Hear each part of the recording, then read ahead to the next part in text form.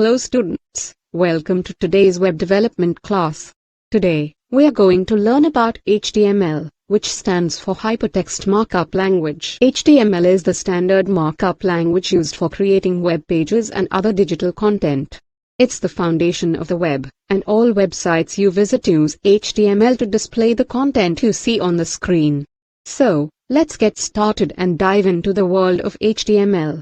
I'm excited to see what you create. HTML consists of a series of elements, also known as tags, that are used to define the structure and content of our web page.